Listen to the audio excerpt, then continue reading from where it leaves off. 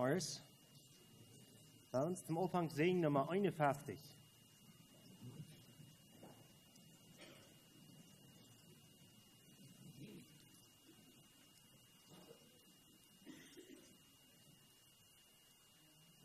Nummer 51.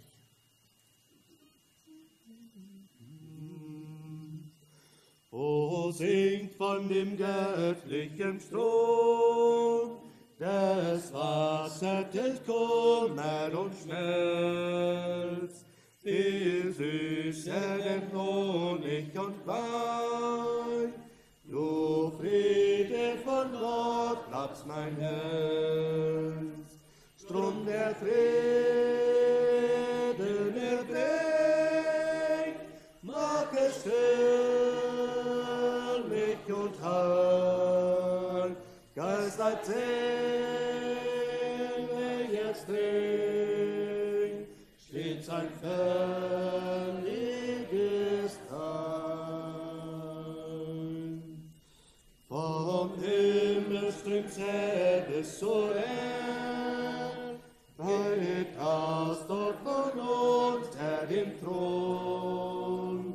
O Friede, wie bist du so wert, in Jesu befriedigst du schon. Strom der Friede mir bringt, mag es still mich und heil, Geist erzähle jetzt dring, stets ein völliges Heil. O wunderbar kräftig bist du, dein Wasser so hell und so klar. Statt Gottes, du kennst diese Ruhe, auf ewig gelöst deine Schar. Strom der Friede mir bringt, mag es still mich und heil, Geist erzähle jetzt dring, stets ein völliges Heil. Mein Jesus hat Stille gemacht, der Sünden gestorben durch sein Wort, das Wasser des Lebens sich trinkt, das fließt aus dem himmlischen Ort. Strom der Friede mir bringt, mag es still mich und heil, Geist erzähle jetzt dring, stets ein völliges Heil. Der Strom, der den Frieden mir bracht, ward in mir lebendiger Quell. Sein Klarheit verscheucht alle Nacht, Nacht in mir und um mich erzählt. Strom der Friede mir bringt, mag es still mich und heil, Geist erzähle jetzt dring, stets ein völliges Heil. Nummer 15.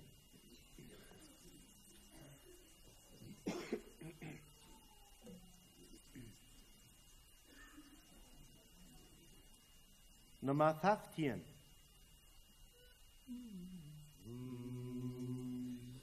Preist den Herrn, denn seine Güte wäret ewig weg. Preist den Herrn, preist den Herrn. Preist den Herrn, denn seine Güte wäret ewig weg. Preist den Herrn. preist den Herrn.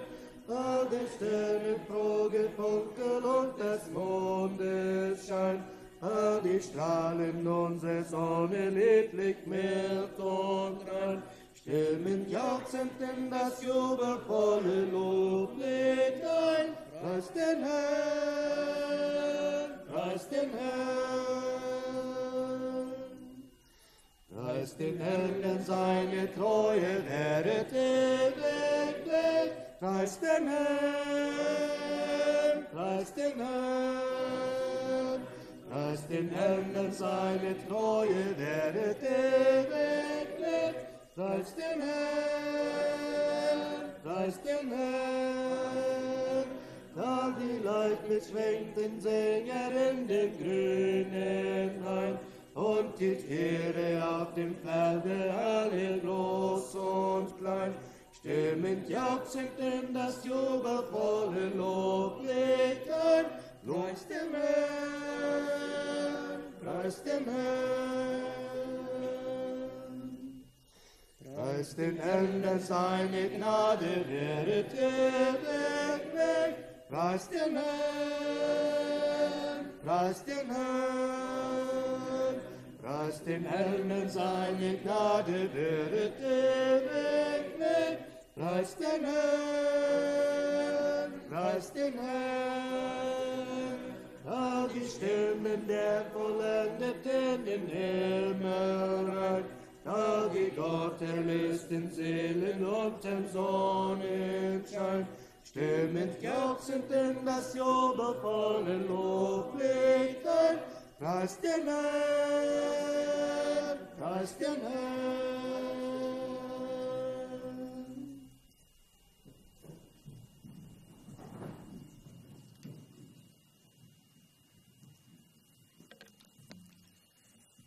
Der Herr ist mein Teil, spricht meine Seele, darum will ich auf ihn hoffen. Denn der Herr ist freundlich dem, der auf ihn harrt, und der Seele, die nach ihm fragt. Es ist ein köstlich Ding, geduldig sein und auf die Hilfe des Herrn hoffen. Wat een wondervoller Morgen war, wo wir hier taub sind. Und von dit singen, so soll singen deuten, der soll gefordert wird hier in Klagelieder 3 im besten Eier sein. Die Güte des Herrn ist, dass wir nicht gar aus sind. Und sie singen so, dort der Wert ewiglich. Und du wegen selber hier von dir, und ich freue mich hier auch von dir, war zu sein, mit Familie taub, und mit uns ein Mitglied, was wir haben, sind sehr dankbar dafür, und dass wir schon drei sind, hier tüß, und mit ihnen taub. Und diesen besonderen Tag, wegen der Haar so gut ist. So möchte ich alle willkommen heißen. Jeder einer, was da ist. Ich sage hier auch Jas, was von Manitoba. Und nach Meier, weiß ich aber nicht gerade von wo, aber jeder einer, wo immer, jeder und alle herzlich willkommen hier so von der. Hier diesen Gottesdienst, hier sein, was der Hart uns zu reden hat von der. So vor die Klossen Rütgun, werden wir einmal abstunden für ein Gebet. Ons Herr in ons Heiland, der wat du so gut bist, wat deine Güte zu preisen ist, wegen der ewig während, wegen du so gut bist zu uns, und Herr, dass du uns so gnädig gewesen bist, wir danken dir dafür. Und Herr, wie froh dass du wärst, diesen Vormittag hier sehen, nicht bloß hier allein, aber alle Städten, in Hoffnung, Friedensort, und wo immer sich von der eine Versammlung Typ getroffen haben, wo die wollen, den Wort betrachten, Herr, wo die den Segen geben.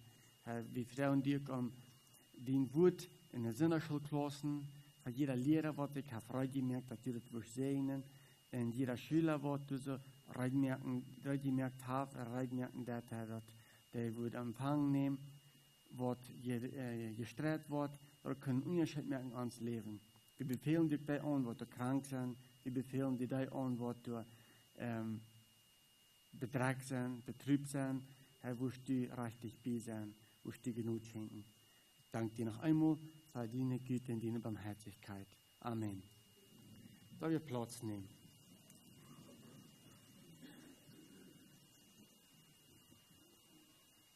Nummer 384.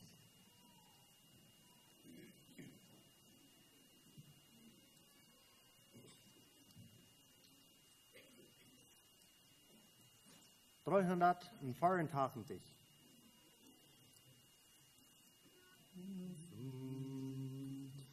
Sag, kennst du die Freude, die stets mich besinnt, und warum so froh ich kann sein? Seit Jesus den Heiland als Freund ich erwählt, ist meine Freude allein. Jubelnde Freude, sag, kennst du auch du, Freude, die niemals vergeht, Frieden im Herzen und selige Ruhe, ist Freude, die ewig besteht. O jubelnde Freude, erfüllt meine Brust, die Freude, die Jesus mir gab. Seit ich mir der vollen Vergebung bewusst, stets Freude im Herzen ich hab. Jubelnde Freude, sag, kennst du auch du, Freude, die niemals vergeht, Frieden im Herzen und selige Ruhe, ist Freude, die ewig besteht. Welch herrliche Freude füllt täglich mein Herz, die niemals die Welt bieten kann. Die Freude in Jesus, sie heilt jeden Schmerz und ziehet mit Himmel an.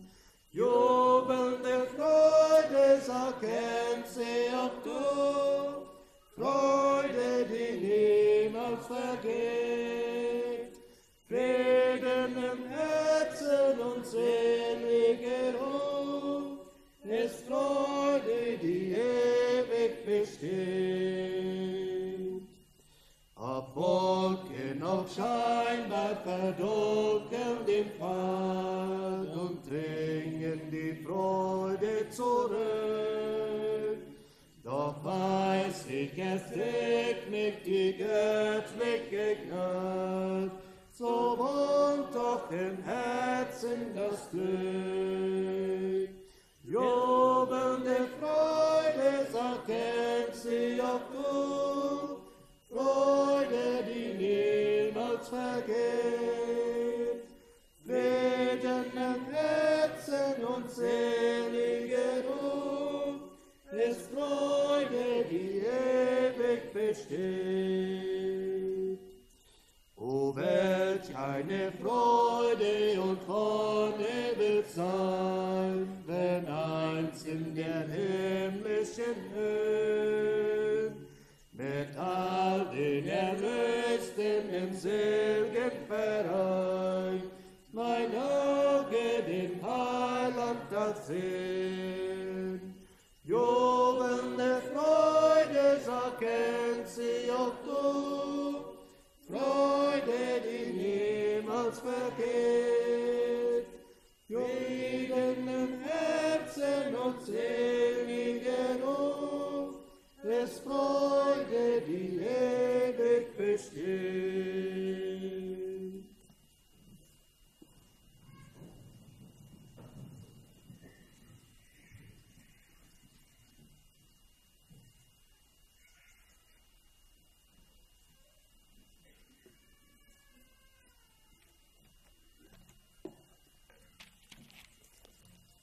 Wir haben hier so in dieser Anleitung von der wieder gehen mit das eine, was wir alt 503 haben, da reden wir von Geheimnis der Buße.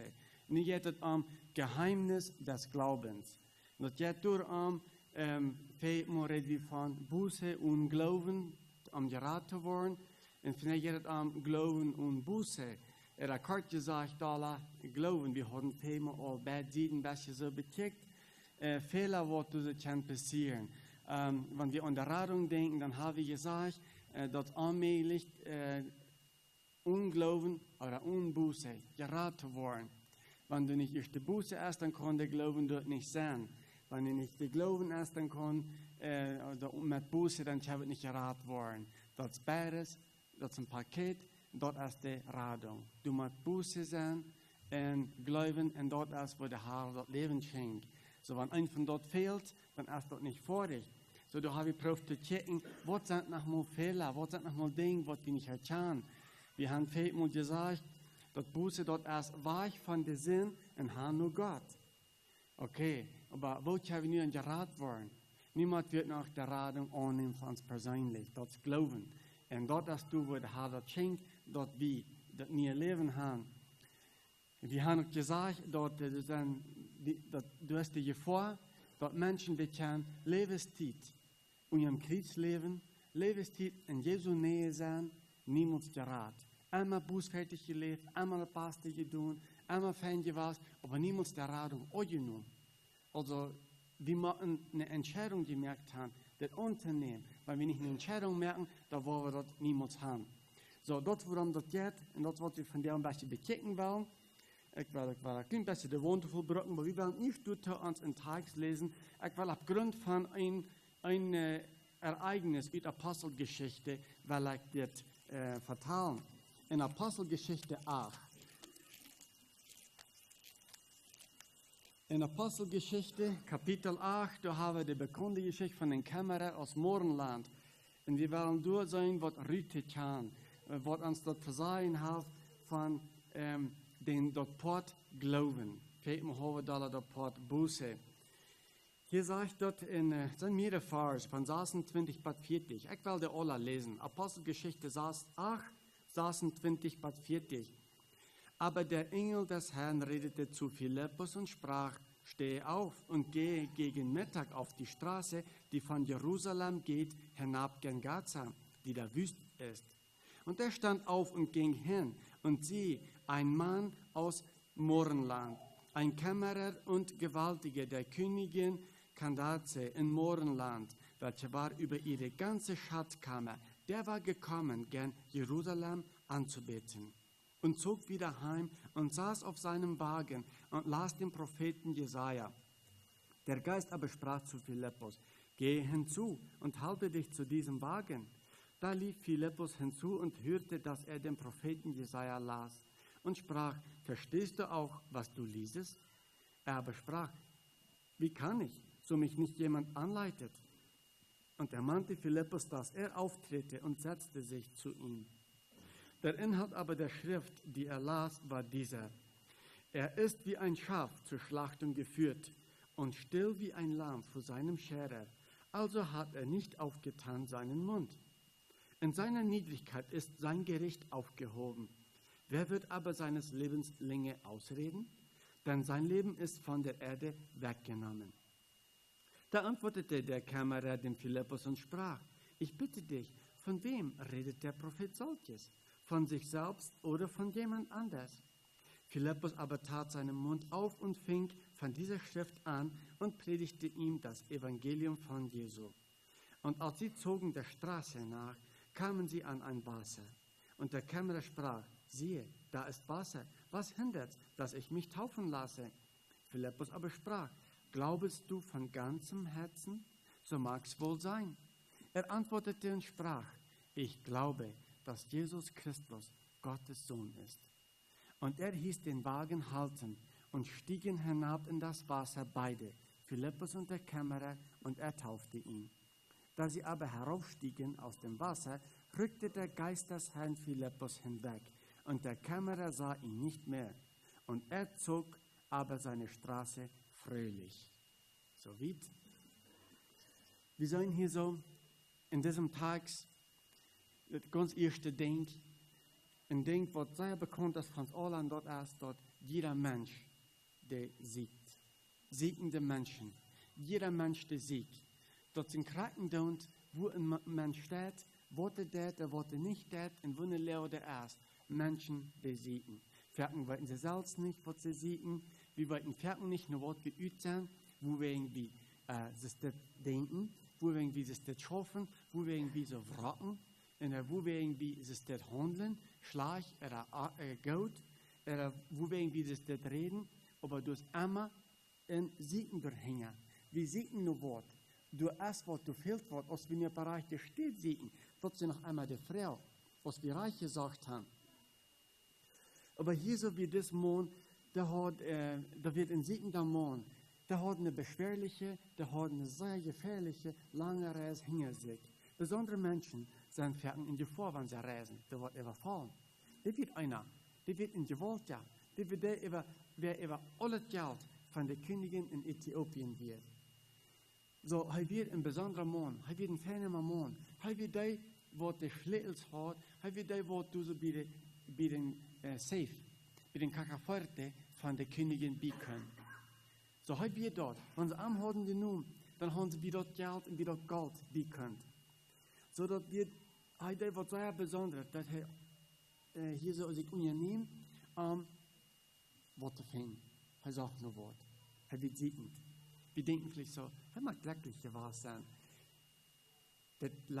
diesen langen Weg zu gehen, und war er angebetet haben, das wird sagen, du, er wird anbeten, weil wird dann glücklich gewesen. Und aber wir finden hier so das Gegenteil.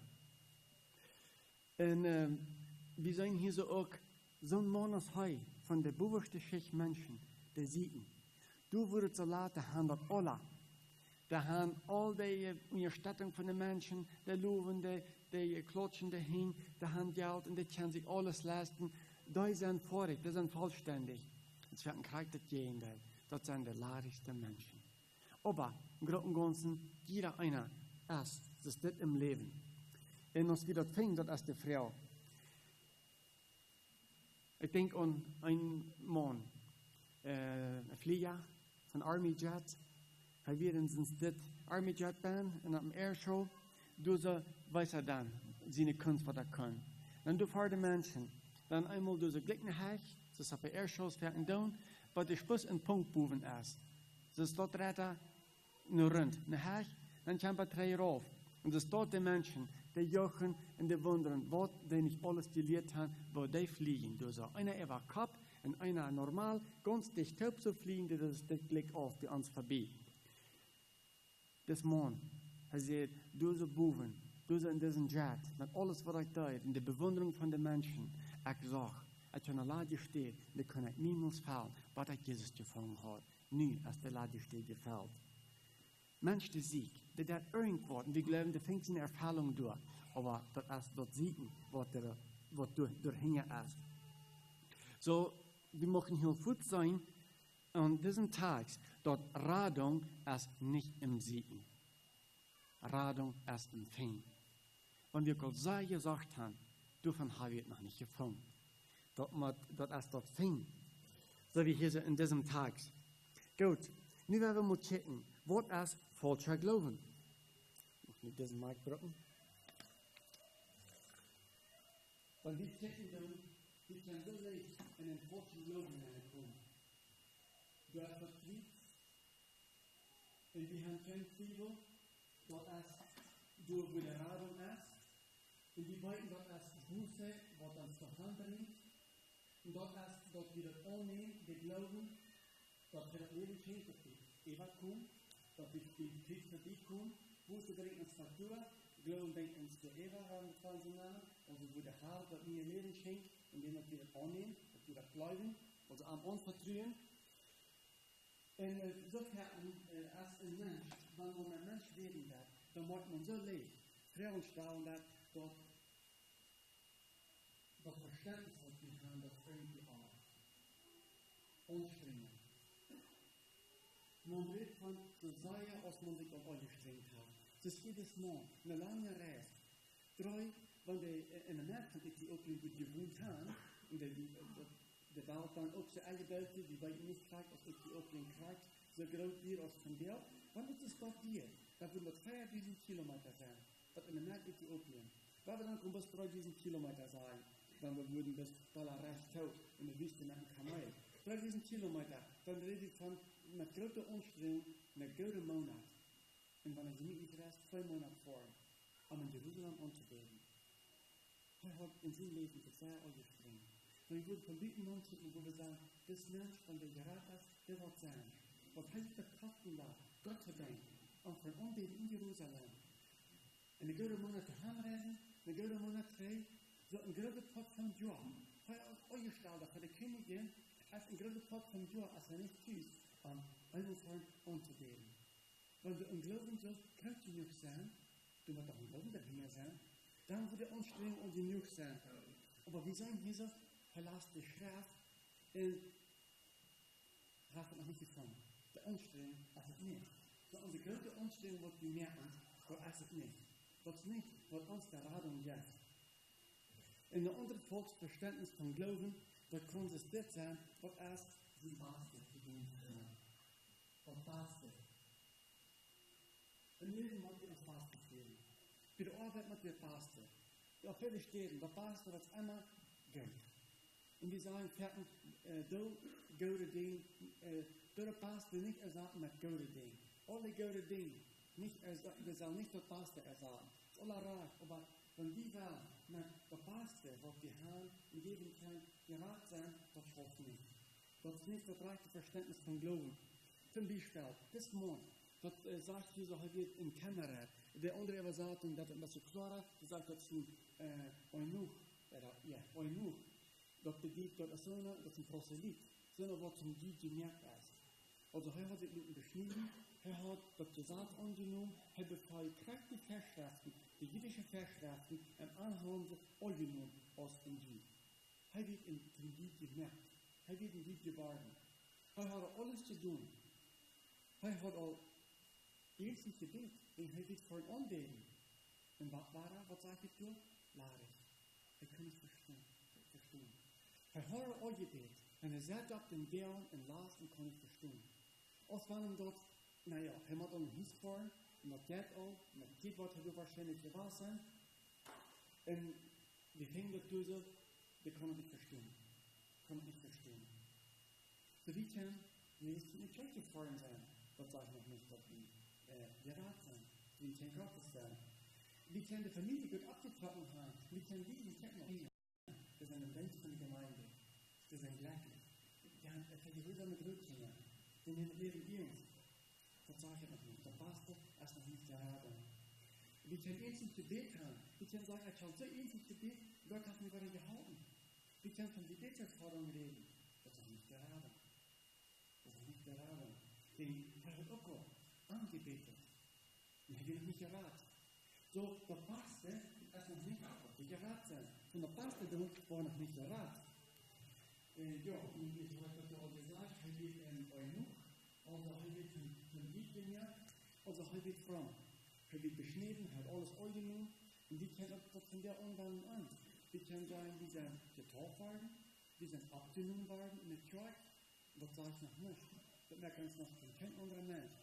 Wenn du nicht Buße im Glaube gewahrt hast, und wir das angenommen haben, dass der Herr uns könnte in ihr Leben geben, dann sagen wir das noch nicht gewahrt. Noch niemals. Wir können etwas viel tun haben, dann sagen wir das noch nicht. Weil wir nicht im Glauben sind, dann haben wir der Radung noch nicht. Wat is er nog in ondert? Sei er glauben.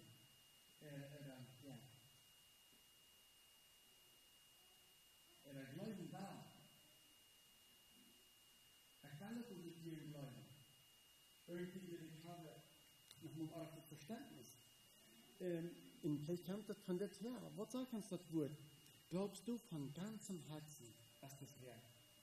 Na, dann sage ich, glaubst du vom Horten? Also, es ist eine Kopfsache oder eine Herzenssache. Und sage ich, das macht nicht Frauen. Wenn ein Mensch nicht wirklich über seine Radung und Herzgewissheit hat, dass er nur Frau wird. Glaubt eben vom Horten, wegen nach null auf den anderen Ziel hin. Vielleicht wenn der Eltern seinen Druck geben, oder das passiert noch nur, so niemand zu tun mit der Eltern versprechen. Die wollen beter Freundlichkeit. Und die Christen nicht tun. Maar die wordt niet van die leven aan. Nou ja, dan wordt er al wel, dat hij wel de verrasten, wat er in van versprechen. Dan zal er niemand staan. En dan, dat mensen moeten gevolgen. Dat de irgendwas. En dan loopt dat schwierigheid. Als dat afgewassen is, als niet.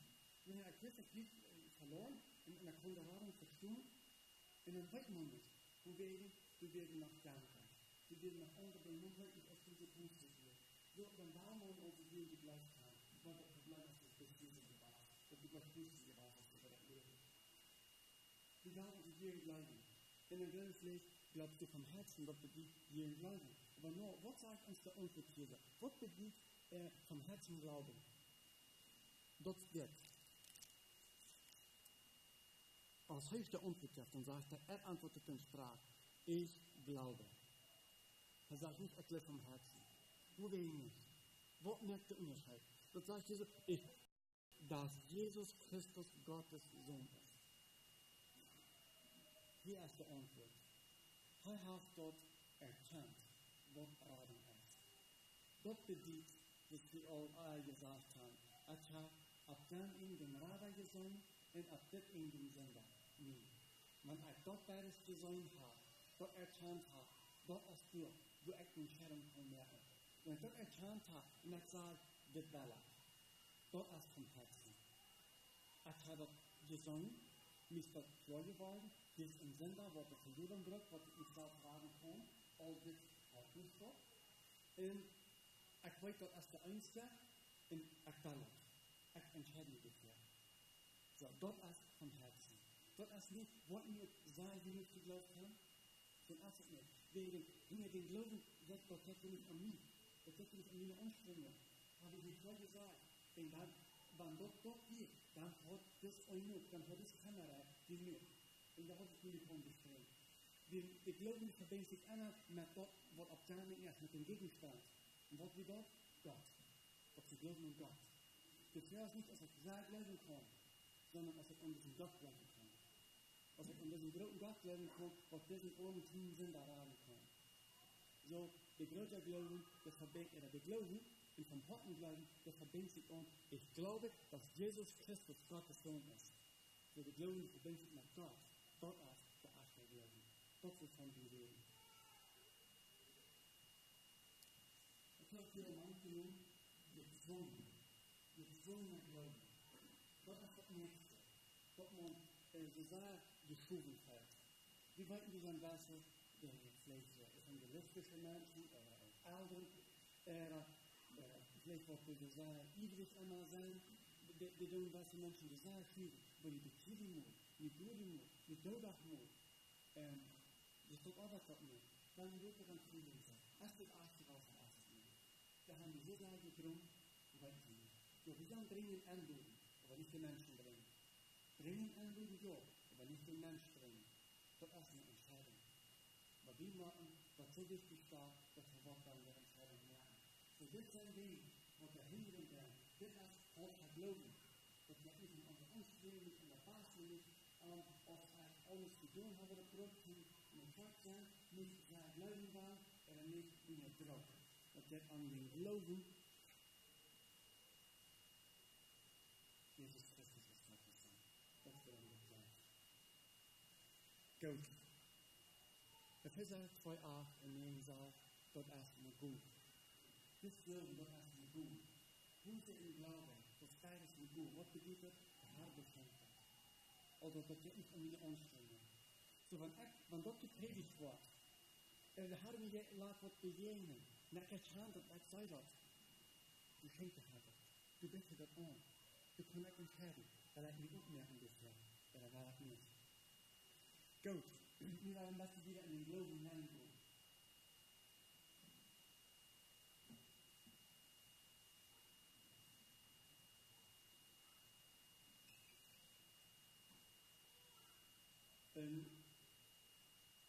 Eine Bedingung für den Glauben. Wir reden hier von dem Glauben. Dort ist Kenntnis. Also, ich kann nicht glauben. Aber an was soll ich glauben? Ich muss nicht wissen, an was ich glauben soll. Oder kann an was glauben. Und ich denke nicht an mir, ich denke an gerade zur Kenntnis. Was sagt uns dieser Römer 10, 17? So kommt der Glaube aus der Predigt. Und was sagt uns Johannes? Sagt Jesus, hört und glaubt. Also wir hören das Evangelium, oder wir lesen dort, der Herr wissen das irgendwie, und dann. Also der Herr schenkt einmal, durch sein Wort, schenkt er einmal das Problem, oder die Ansicht, das Verständnis, die Kenntnis, und dann kann die Dura eine Entscheidung nehmen. So, eine Bedingung für den Glauben, dort erst Kenntnis. Wo wir hier bei diesen Kamera, wir sind alle an diesen Kamera, ich kann nicht verstehen. Wir lernen, was Philippus und ich erklären will, check mal, geht, du redest von Jesus, nicht von sich selbst, der Prophet, von Jesus. Okay, wir können verstehen, dass das kann annehmen. So, ich habe immer verstehen können, was brauchen wir. Gut, ich kann mich hoffen, okay, dann dürfen wir nach Leipzig. Und dort wo wir uns mit Kindern halt verstehen haben. Ja, ich will, dass Jesus was gesehen hat. Also ich soll die Radung, ich soll den Sender und da will ich annehmen. So habe ich verstehen. Was sage ich noch? In 2. Timotheus 1,12, bevor wir sein uns auffandet.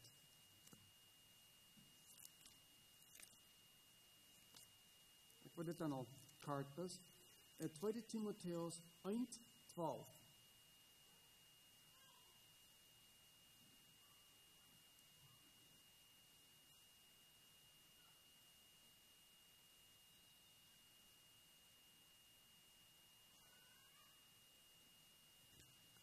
Hier sagt es steht, und um dieser Ursache willen leide ich auch solches, aber ich schäme mich dessen nicht. Heute hat eine Schlussfolgerung mehr. Heute hat das Aufschlüten, sage ich schäme mich das nicht. Und dann ja für die Erklärung, wo wir, also den Grund dafür, für diese Folge. Und der Grund ist das, denn ich weiß, an wen ich glaube und bin gewiss, er kann mir bewahren. Hier sagen wir nu wat sehr klar. Und das ist dort, was die Kappen über Kopf drehen.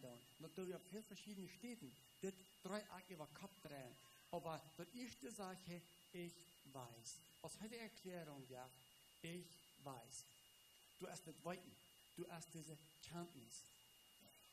Also, dort gründet sich ab Wort. Du hast einen Grund. Also, du hast einen Gott dahinter. Wie den Glauben wieder ganze, du hast ab Wort, was wieder bühren dauert. Und dort hast Kenntnis. Ich muss das einmal verstehen haben, ich muss das einmal gehört haben und gesehen haben. Und das ist nicht kompliziert. Da will ich sagen, dass das eine 5-stündige Erklärung wird zum Radung erklären. Ja, wir können 50 Stunden angerufen. Und da haben wir nicht aushaben.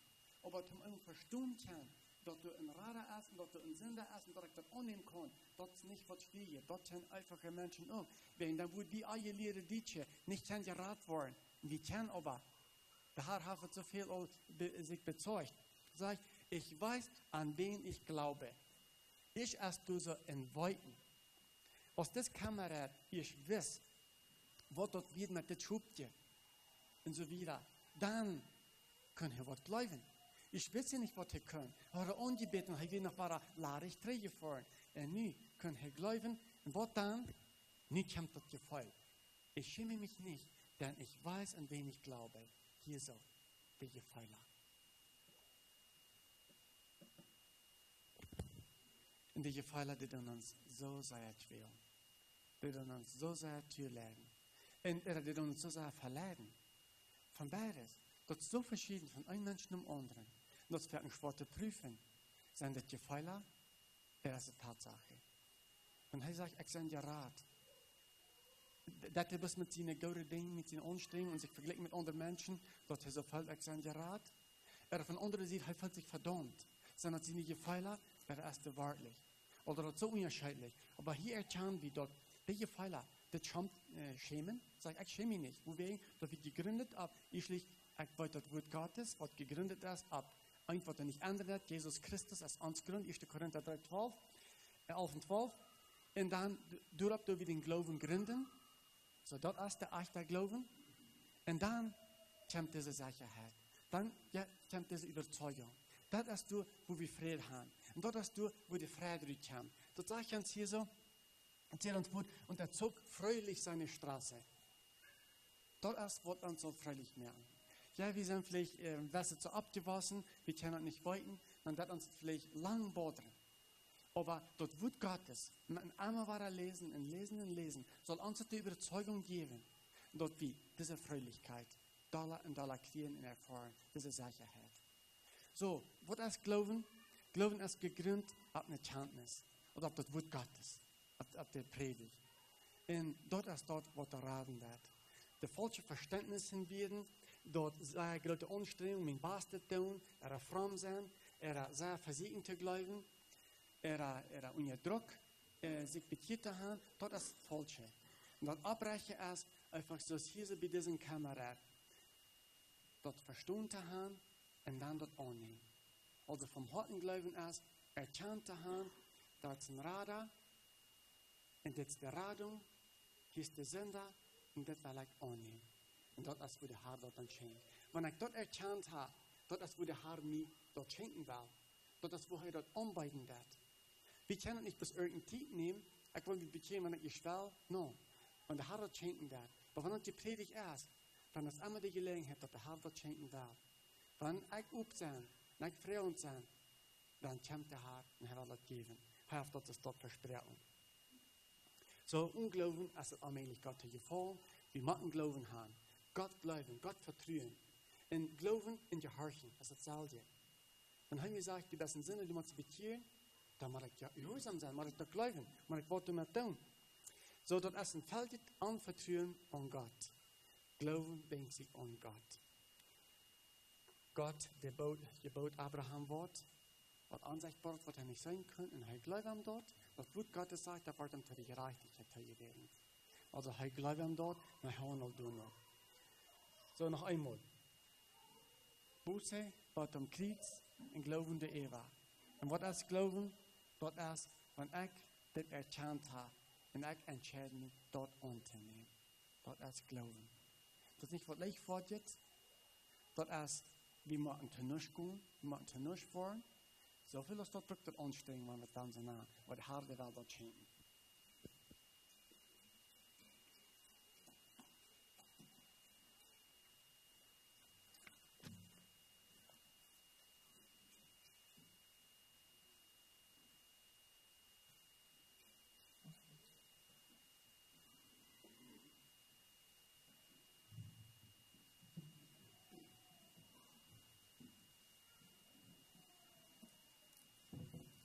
Singen wir uns Nummer 584.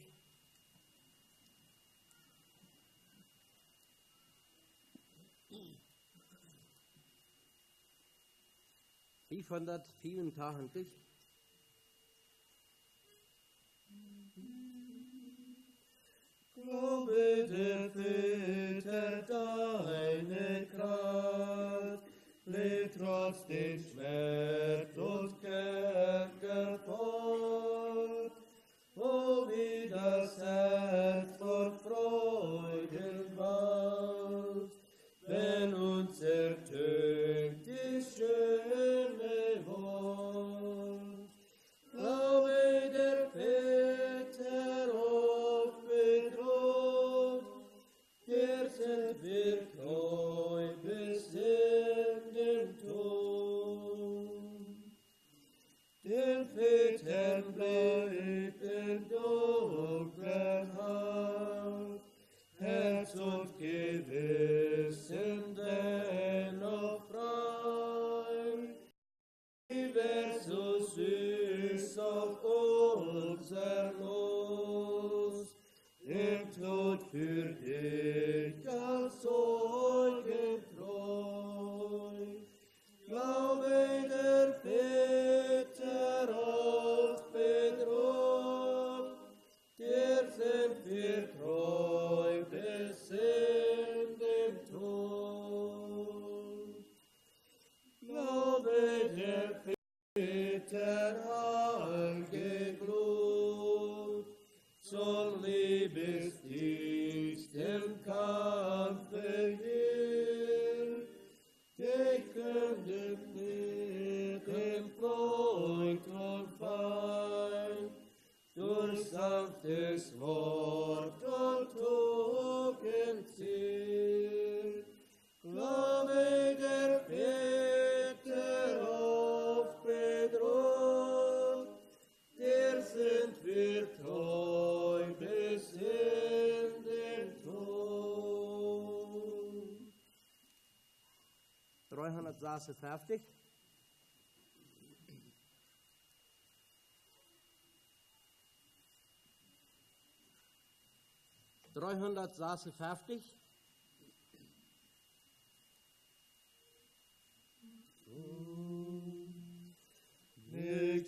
nichts kannst du tun zur Erlösung. Sie ist ja vollbracht, sie ist dein. Du sollst sie nur nehmen und glauben, um ewig errettet zu sein. Nichts kannst du tun zur Vergebung, denn Gnade die Werke verdient.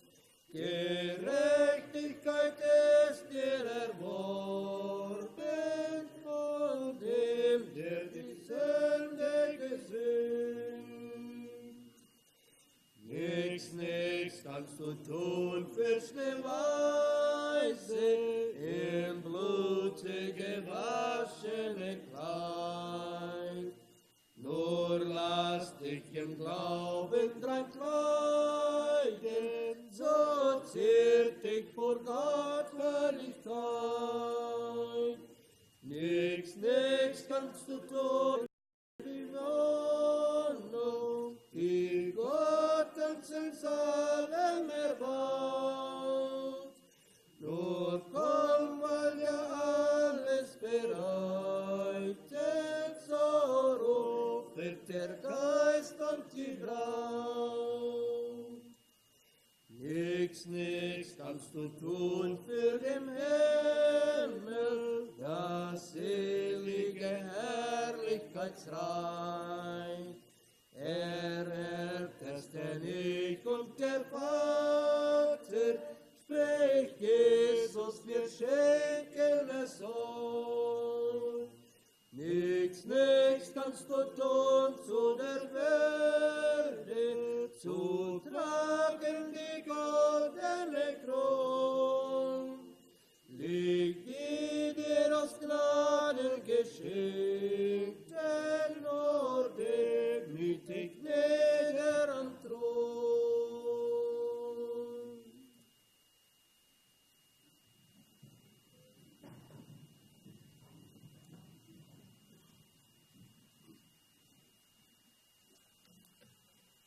Gut, wir werden uns das Bulletin nehmen. Ich möchte hier all einen Gruß aufgeben von John Bieben, Camp of 54, was hier sehr viel einmal nach zurückkommen. Sie sind all von Städte nur Weihnachten in Alberta. Und wir treffen uns da noch ein paar Mal, sie kommen einmal ein bisschen hin. Und Luther, vor wir weit wurden, treffen uns noch einmal frisch mit ihnen, spazieren durch den Stadt. So, ich stelle auch einen Gruß. Sie sind dort und wollen nicht noch in Stadt bleiben. Sie werden mit Papier noch schaffen, so sie wollen vielleicht noch eine längere Zeit bleiben. In ihrem Skrivität endlich zu scheinen. Die Kinder sind sie durch so. Gut, Jesus sagt den Aufruf zur Andacht. Denn dazu ist Christus auch gestorben und auferstanden und wieder lebendig geworden, dass er über Tote und Lebendige Herr sei. Also, aus dem Himmel gefahren, als ein Herr. Und uns sagt, wenn Jesus in dir gestorben, geboren, gestorben und erstanden, so freu dich, dass bald die Himmelfahrt vorhanden. Unsere Himmelfahrt soll auch noch kommen. Jesus ist erst all und er sagt, das soll mit der Kinder Gottes Christus dort bist. Gut, hier sollen wir werden noch einen Gesang haben zwischen ihnen, die gemischte Chor, Gemeindenjugendchor Taub und ein Doppelquartett. Und wir hier zur Botschaft sollen wir Präger Jakob Lotz von Gnadental zurück. So willkommen hier so, mit Familie Taub, sind hier so. Und freuen uns, dass wir hier so sein, für die Botschaft. In den Kamele ist Präger John Unger. In alten haben wir Diakon Schnals Baumund. Durch eine Umstellung, und ich denke, das war 3. En donderdag dat we iedereen herzlich aanladen te Gottesdienst, klok 9 morgens, Gottesdienst. En het is nu gepland als het aanleiding van John Unger, boodschap van Isaac Baumund. En als we nog aanklast op immer wordt gestalt worden.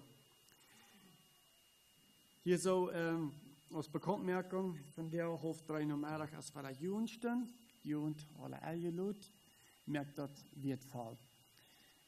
Je grata de krans as je wertvoller de Jugend staan. Je grata ik den krans opmerkt, je meer mensen in mijn leven nemen, kennen, ruim haben, je rijker wordt mijn leven. Je groter meer onervaring wordt mijn leven. Mocht je niet merken, Jugend. 2. In deze week zijn de aandachten beim Altenheim. En de 2 weken gingen aan. Dan in die Hoffnung Taub doe je dort. En dat zijn 2 weken Taub. En wordt nu niet Erbührungsstunden zijn met Wegsoves. Wegen Donnerdag Gottesdienst erst. So komt dan alle Donnerdag. Morgenandachten in de Schule ungeklassen. Pancho Peter schon an 7. Buberklassen ist hier ladig. Sie waren weit in der Stadt. 4. Freitag, Klock 7 Zuwes als lokale Diner-Meeting. Als Diner, weil wir Freitag Zuwes Meeting haben, hier in Scheinfeld. Und verschiedene Dinge, Arden und Plun und so weiter. 5. Klock 8 Zuwes auch, Freitag als Jugendabend. 6. Im Sinnund, Klock 7 morgens als hier so Mann Gebetsstunden. Und morgen dort, hat ja hier einen Fehler gemerkt. Sinnund als all die erste im Juni.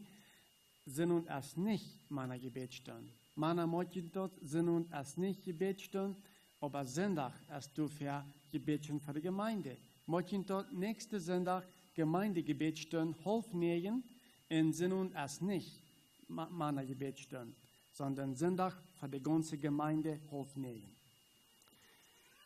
Entschuldige für den Fehler von meiner Seite. Und 7. Klock 8 sind und erst Gemeindechor, wo sie üben waren. 8. Diese Bücher, eine Mutter nach dem Herzen Gottes, hat nicht geregt, letzte Mal, du sein Hingmeier. So früher, wer du so nicht ins Buch hat, malchen zu hing, der Diakon früher, wollen du so sein, und sie wollen ihn geben. Ins Buch, malchen dort hing. 9. Der Christian Administries Monatsblatt erst du so, von halb, was sie in anderen Ländern tun. Anderen nimmt das mit. Wenn man das nicht sagt, die Kinder sollen die dort verlesen, dass die gelesen worden. Und ein Lesefreund erst du so, lest du so, was alles angeht, sind auch noch gute Gedanken. Und auch, wo wer getauft ist oder geboren und so weiter. Und 10. Fürbetting, der Tercero-Reis, die Schüler merken wir an der Reise nach Mexico City. Und da wir auch beten vereint am Schutz. En am Seen vereint van ze door Parijs zijn. Leraars en van Komitee wat ze met doen. En ja, iedereen heeft dus een mank en dan is ons dat wichtig. Ja, en zijn ook kranken ze daar een tijd geweest, wat erst de Bulletin geweest, wat niet. Braucht der Wallace hier zum Gottesdienst, hat auch ein bisschen ein Fall en war dreimal Tag, weil hier ist. So sind er vielleicht noch mehr, was er in die Karte nicht wollte. Almosen von letzten Sonntag wird 19.420 Pause und 281 $. Und auch der 6. Eifer, geht nicht als Eifer, der malt sich auf, sie tun auch in die Hoffnung in die Kirche fahren und sie haben entschlossen, sie wollen durch Tüß sich merken, so sie malt sich auf, letzte Weg, so dass wir wissen, wo sie geblieben ist. Nächste hier so, Raoul Sainz, der Missionar Uteboy, was der Bischuro, schaffen dat, wat hier ook al gewaas is, hat er gestern Lot sowas noch mit, 2 Anleihen, wat er hadden vroeg am Fürbette. Eindelijk wie dit, du so als een man ab Melvik ab Singsten, een Bruder du al uit de kerk in Indiana, sie noem als, ik de noem nog vergeten, als Metbruder du so, en dan champa in een huis, dan donderdags morgens, en heeft sie früh am verloren. Sie geht lange nicht mehr, dort hat sich bekehrt hat. Und sie haben verloren, haben ihre Kleider alle mitgenommen, aber gestern zu ist, wissen noch nicht, wo die wird. Und sie hingen laut durch 9 Kinder. So hast du nie allein mit 9 Kindern. Ein Bruder von dieser kleinen Gemeinde, durch sie in die Ona, durch den Schuro. Und das wir anbeten für die Familie. Und sie segnen uns und fingen, weiß nicht, wo die geblieben ist, haben verloren. Und der andere ist Mattiana. Ook een Miguel-Dose, wat zum Gottesdienst kwam. Ihr Bruder in San Rafael hat sich gehangen, hat sich das Leben genommen gestern. Und sie fuhren Dose an. Und das ist auch so ein Trier, ein hoffnungsloser, aber ja, das war schlecht, Eva. So ein 17 Jahre jung, hat sich das Leben genommen. Und hat gesagt, was wir wollen beten hier so. Für so eine Verhältnis in der Stadt. Und so eine, ja, das so viel auf dieser Ehe, nicht auf dieser Welt. So. Ich würde Frau eine Abstunde zum Gebeten, einmal für diesen Fall. Ons grote Gott und vor dem Himmel, wir kommen von dir zu dir, wir sagen dir Dank, dass wir können alles zu dir bringen, Herr.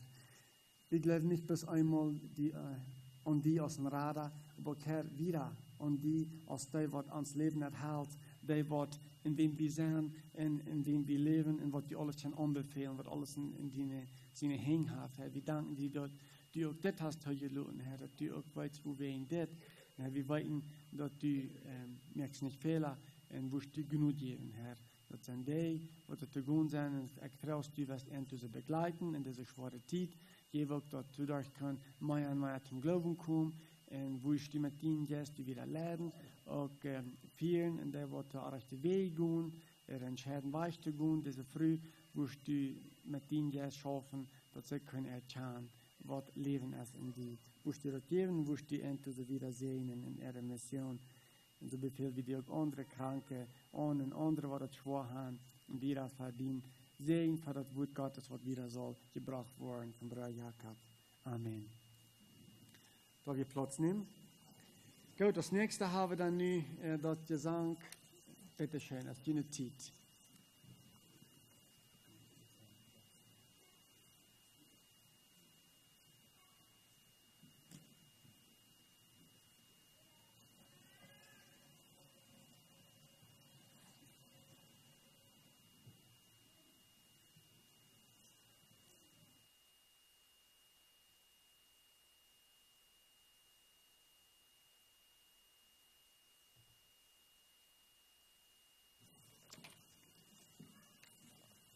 Op deze Welt zijn dingen verten schwer.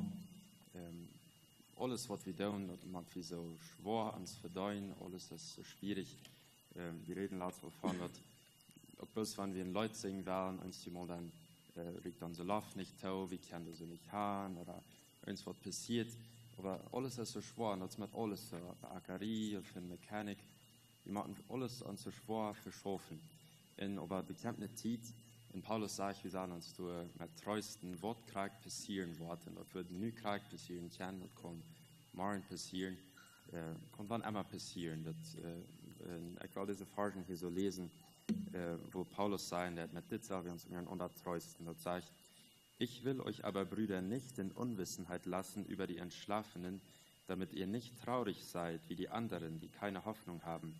Denn wenn wir glauben, dass Jesus gestorben und auferstanden ist, so wird Gott auch die Entschlafenen durch Jesus mit ihm führen. Denn das sagen wir euch in einem Wort des Herrn. Wir, die wir leben und bis zur Wiederkunft des Herrn übrig bleiben, werden den Entschlafenen nicht zuvorkommen. Denn der Herr selbst wird, wenn der Befehl ergeht und die Stimme des Erzengels und die Posaune Gottes erschallt, vom Himmel herabkommen und die Toten in Christus werden zuerst auferstehen. Danach werden wir, die wir leben und übrig bleiben, zusammen mit ihnen entrückt werden in Wolken zur Begegnung mit dem Herrn in die Luft. Und so werden wir bei dem Herrn sein alle Zeit. Das ist ein Moment fragen. Wir werden ein paar Leute singen, davon, ich werde den unspornen Horcht nur die dort ein Segen sein.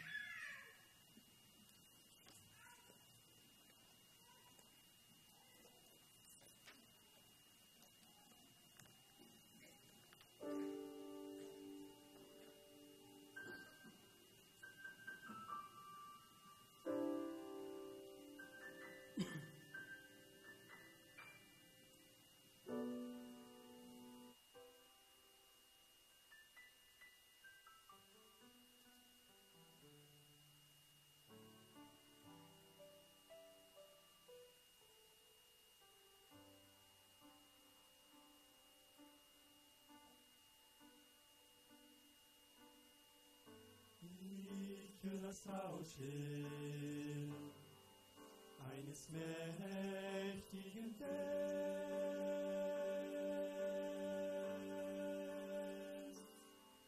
und das klingt viel näher,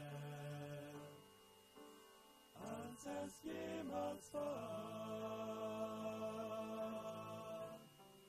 Und ich höre schon die Trompete, als Gabriels Ruf ertönt.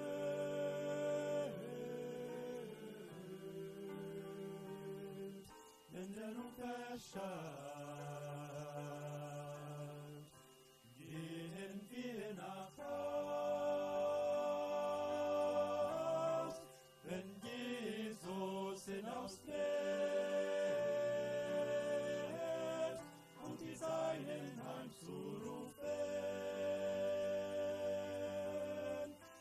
steht wer toten Christus auf, um ihn zu begegnen. Und wir, die wir noch leben, werden dann verwandelt.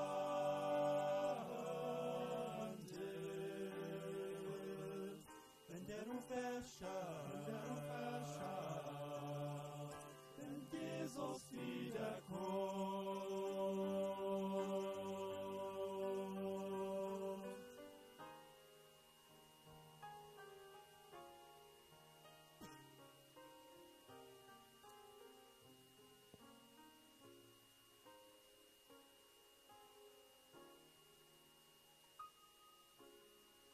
Wir sind froh, sehe Prophetie erfüllt und Zeichen der Zeit sind überall zu sehen. Und ich höre schon den Vater, wie er sagt, so nur die Kinder nach Haus. Wenn dann der Ruf erschallt,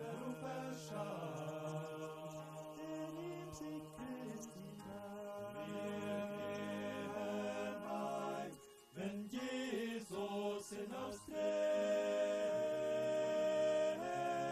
um die Seinen heimzurufen. Der toten Christus auf, um ihm zu begegnen. Und wir, die wir noch leben, werden dann verwandelt.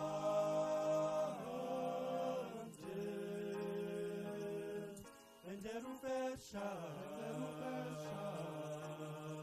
wenn Jesus wiederkommt. Und wir, die wir noch leben, werden dann verwandelt.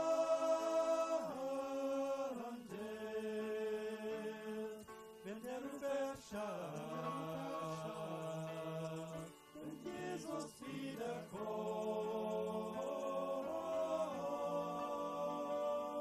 Wenn der Ruf erschallt, wenn Jesus wiederkommt. Wenn er kommt.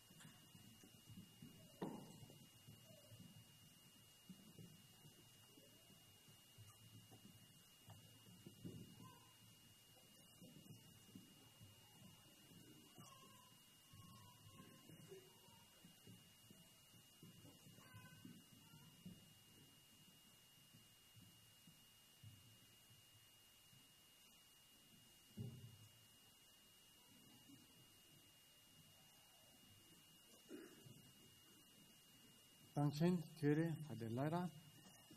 The harde champ. So, the champ en Mr. Frau, waar we ook merken, waar we ook deze boven zijn.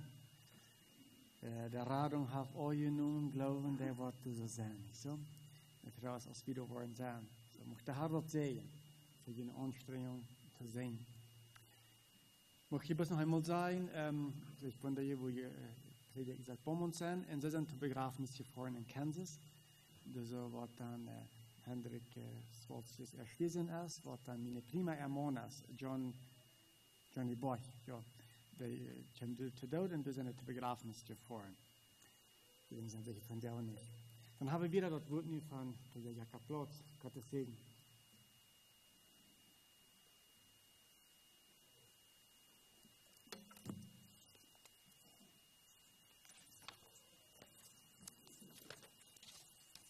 Romein, het is een zegen hier zo met je top te zijn en wanneer koor zo zingt het glänzt uns van ferne in land. Dann wurde gleich ein Lava du so handreisen was nach der Thema zu betrachten dort. Ich finde ja Hanno, wenn wir hier sind, bruck wie dort, dann wollen wir uns wieder an das Wort nennen. Ich will zum Gruß lesen, Epheser, Epheser Kapitel 1, von Vers zum Gruß. Also Vers 1, Vers 2 sagt, Gnade sei mit euch und Friede von Gott, unserem Vater und dem Herrn Jesus Christus. Gelobt sei Gott, der Vater unseres Herrn Jesus Christus, dass er uns mit allen geistlichen Segen in der himmlischen Welt durch Christus gesegnet hat, wie er uns auch in ihm erwählt hat, bevor der Grund der Welt gelegt war, dass wir heilig und untadelig sein sollten vor ihm in Liebe. Und er hat uns vorher bestimmt zur Sohnschaft für sich selbst durch Jesus Christus nach dem Wohlgefallen seines Willens. So lobt seine Herrlichkeit, seiner Gnade, durch die er uns begnadigt hat in seinem geliebten Sohn. Ja, das scheint nicht, dass wir von dieser Erwählte sind, dass wir von der sind, wo Gott sich erwählt hat, dass wir sollen seine Söhne sein, dass wir sollen teilhaben an diese Sohnschaft, dass wir Kinder Gottes dürfen sein. Und er hat uns dort gegeben. Und ich denke, wir sind alle dankbar dafür, dass er uns dort gegeben hat. Das Thema, das wir von dir betrachten wollen, das ist ein Part von dort, wo du nennt haben, dass Günger sind Verwalter. Du so werden wir nennen da, in das Thema. Als Text, du so werden wir nehmen Lukas 18 von Vers 1 durch 13, wo wir uns anholen. Und wenn wir denken an Günger, wer sind Günger? Johannes 8 sagt, dass Vers 31 und 32 sagt, dass da sprach nun Jesus zu den Juden, die an ihn glaubten, so ihr bleiben werdet an meiner Rede, so seid ihr meinen rechten Jünger und werdet die Wahrheit erkennen und die Wahrheit wird euch frei machen. So einmal sagt Jesus zu den Juden, die gläubig wären, er sagt, wenn die wollen in meiner Rede blieben, so wenn wir in Gottes Wort blieben, dann sagt er, dann seid ihr wirklich meine Jünger, dann wären sie der rechte Jünger. Und er sagt, in der Wahrheit, der Wort dient frei machen. In den 1. Petrus 4, Vers 10 sagt, und dient einander, ein Geistlicher mit der Gabe, die er empfangen hat, als die guten Haushalter der mancherlei Gnade Gottes. So 2 Vers da einmal, ein Vers sagt, dort wo wir diese wirkliche Jünger sind, rechte Jünger, und dann sagt er, über die Abruf, die wir kriegen haben, ist dort wir uns untereinander dienen wollen.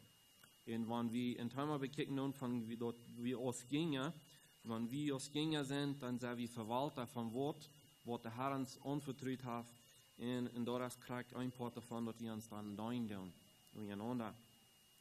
So den Text, den wir uns lesen wollen, wenn wir den lesen, dann sollen wir so Schwierigkeiten werden in den Text.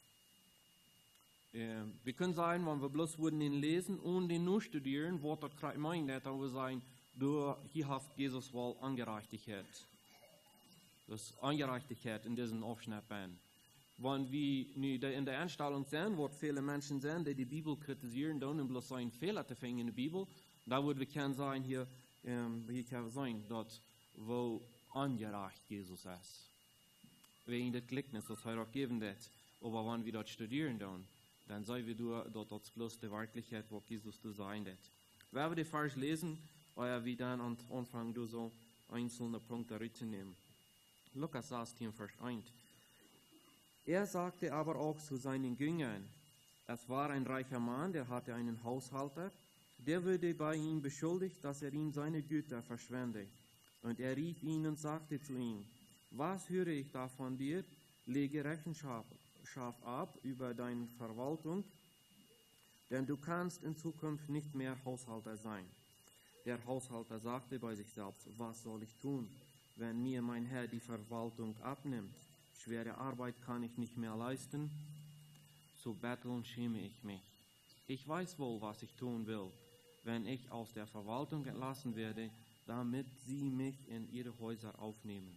Und er rief jeden einzelnen Schuldner seines Herrn zu sich und sagte zum ersten, wie viel bist du meinem Herrn schuldig? Er sagte, 100 Bad Öl. Und er sagte zu ihm, nimm deinen Schuldbrief, setz dich und schreib schnell 50. Danach sagte er zu einem anderen, du aber, wie viel bist du schuldig? Er sagte, 100 Korn Weizen. Und er sagte zu ihm, nimm deinen Schuldbrief und schreib 80.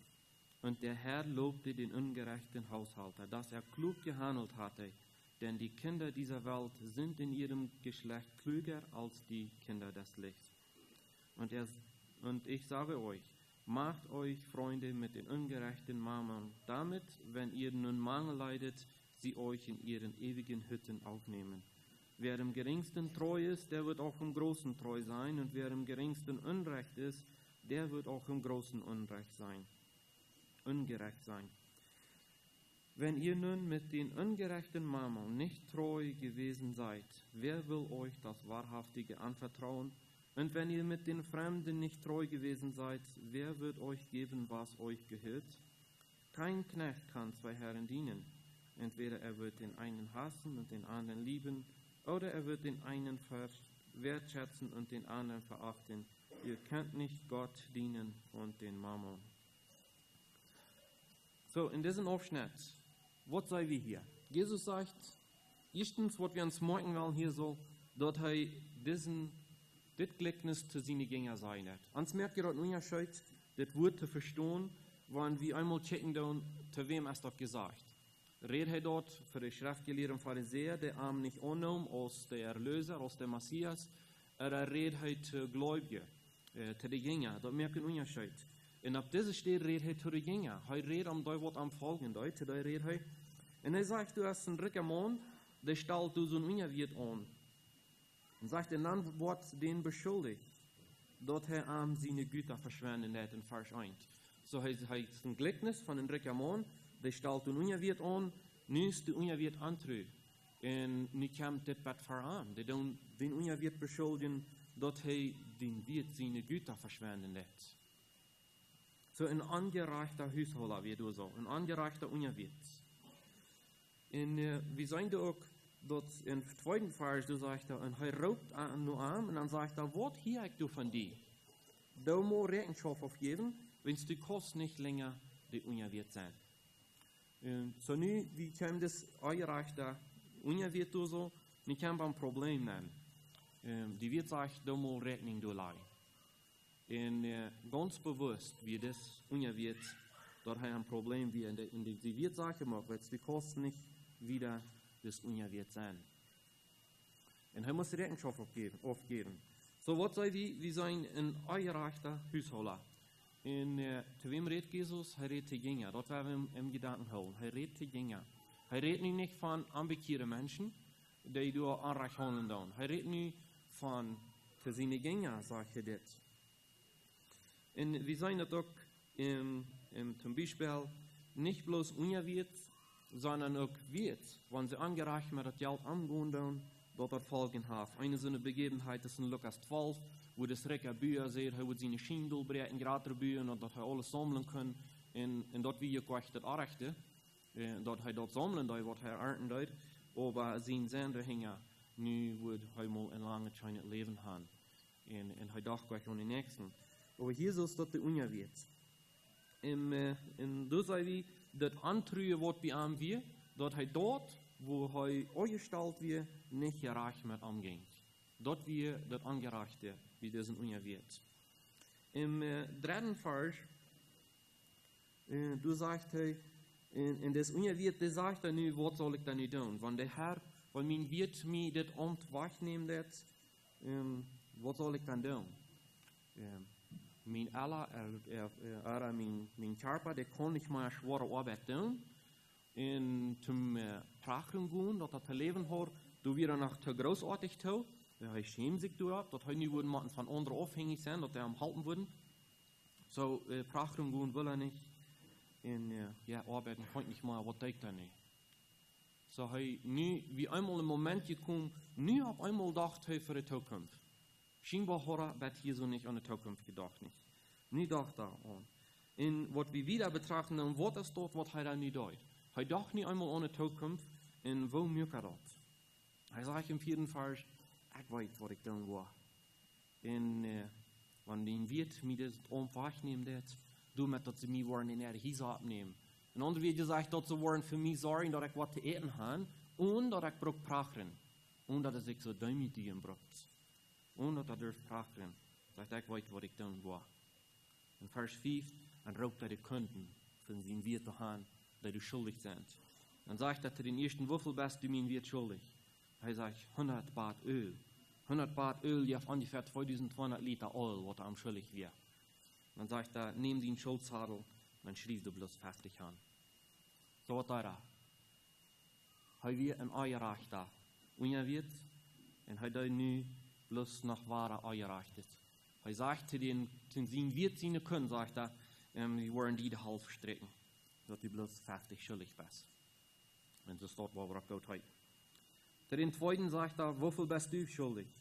Und er sagt, dass ich bin 100 Korb Weizen schuldig. Und das ja ungefähr saß die eine halbe Ton. Und dann sagt er, nimm die in den Zadel. Und dann schrieb du so das Haar dich an. Und er steht gut, so steht.